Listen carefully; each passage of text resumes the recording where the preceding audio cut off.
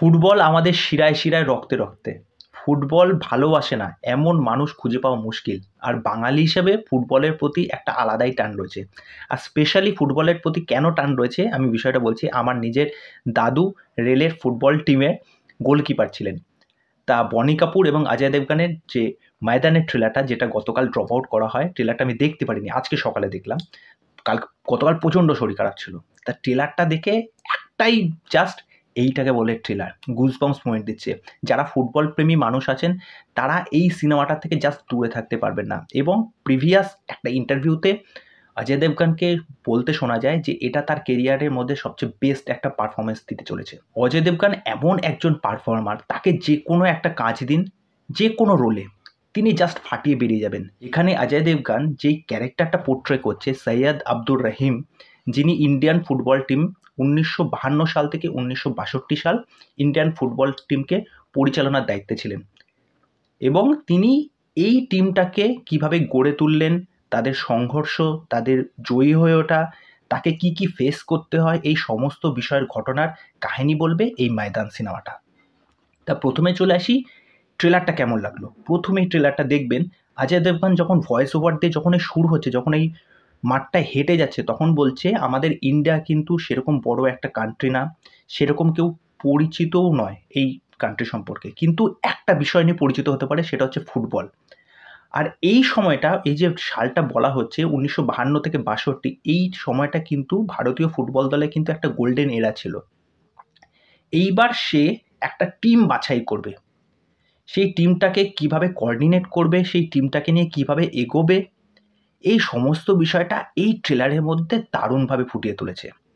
আর এখানে ট্রেলারের মধ্যে স্পেশালি কিছু কিছু দৃশ্য আছে, যেই দৃশ্যটা জাস্ট একটা মুমেন্ট ক্রিয়েট করছে। কোন দৃশ্যটা কথা বলছি? ফার্স্ট যে দৃশ্যটা দেখবেন, ট্রামটা যখন আসছে, যখন অজয় দেবগান ওই যে কিকটা মারছে, বলটা জাস্ট ঘুরে এরকম ঘুরলো, ওটা জাস্ট ফ্যাব।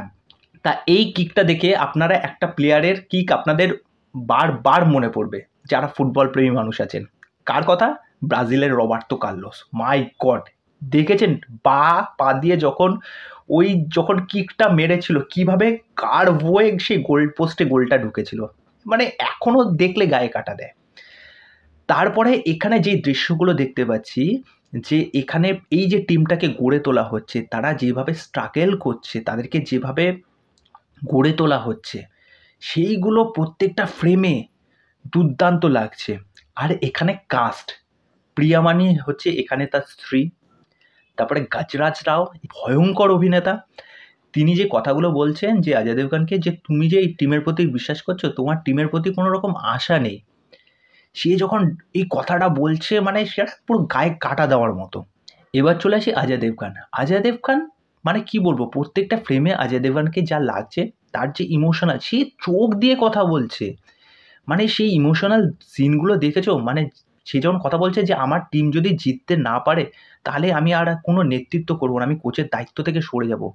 ওই যে পারফরমেন্সটা দিচ্ছে, চোখ দিয়ে যা জল পড়ছে, ওটা যেন আলাদাই একটা ভাইব দিচ্ছে। তা আমি বলবো যে এই যে ক্যারেক্টারটা পোর্ট্রে করছে, এটা অন্য কোনো অভিনেতার পক্ষে করা সম্ভব না। ইন্টেন্স পারফর্মার যদি কেউ থেকে থাকে আমাদের ইন্ডিয়ান ফিল্ম ইন্ডাস্ট্রিতে, অজয় দেবগনের মতো ইন্টেন্স পারফর্মার কিন্তু খুঁজে পাওয়া কিন্তু মুশকিল। মানে মাস্টারপিস যাকে বলে। যেমন শয়তান আজকে রিলিজ করছে, তা আজকে দেখতে যাচ্ছি।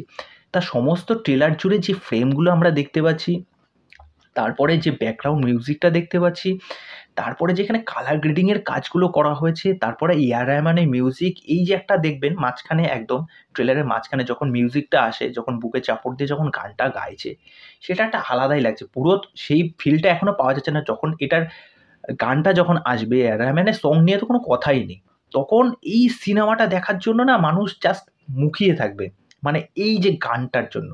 আর এই সিনেমাটার পাশাপাশি আরেকটা সিনেমার কথা আমার মনে পড়ে যাচ্ছে, শাহরুখ খানের চাক দে ইন্ডিয়া। এটা একদম, এবার যদি কেউ বলে থাকে যে আরেকটা চাক দে ইন্ডিয়া হতে চলেছে, এটা একদম ডেফিনেটলি সত্যি, এটা আমি মনে করি। আরেকটা সিনেমার কথাও বলি এই ফুটবলকে কেন্দ্র করে, যেটা হচ্ছে অক্ষয় কুমারের গোল্ড। আমি যদি গোল্ড আর যদি এই ময়দান, এই দুটোকে যদি পাশাপাশি রাখি, আমি বলবো পারফরমেন্সের দিক থেকে ময়দান কিন্তু অনেকটাই বেশি এগিয়ে রয়েছে আমার কাছে। কেননা আমি এই সিনেমাটাকে নিয়ে অনেকটা এক্সাইটেড। আমার কোল্ড সিনেমাটার থেকে যতটা না এক্সাইটমেন্ট কাজ করছিল, কেননা ওখানের মধ্যে কিছু কিছু গানের ক্ষেত্রে বা কিছু কিছু জায়গায় না একটু ক্রিঞ্জ ব্যাপার লেগেছিল আমার, কিছু কিছু জায়গায় কিন্তু অনেকটাই ক্রিঞ্জ লেগেছিল। কিন্তু এই সিনেমাটাকে নিয়ে একটা আলাদা কিন্তু আমার একটা ভালোবাসার জায়গা তৈরি হয়েছে, কেননা এতদিন ধরে অপেক্ষা করেছি এই সিনেমাটাকে নিয়ে। তো ফাইনালি ট্রেলারটা যেভাবে আসলো, একটা জায়গাও কোনো কিছু বলার নেই, প্রত্যেকটা ফ্রেমে অজয় দেবগনকে জাস্ট ফ্যাব লাগছে।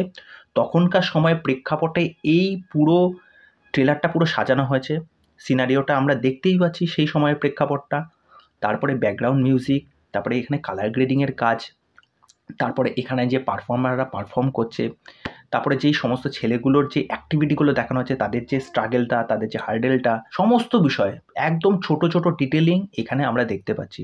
তো ওভারঅল আমার ট্রেলারটা দারুণ লেগেছে এবং এই সিনেমাটা দেখার জন্য আমি মানে হাইলি এক্সাইটেড। তা আপনারা ট্রেলারটা দেখুন, ট্রেলারটা দেখে আপনাদের কেমন লাগলো সেটা অবশ্যই আমাকে কমেন্ট করে জানান।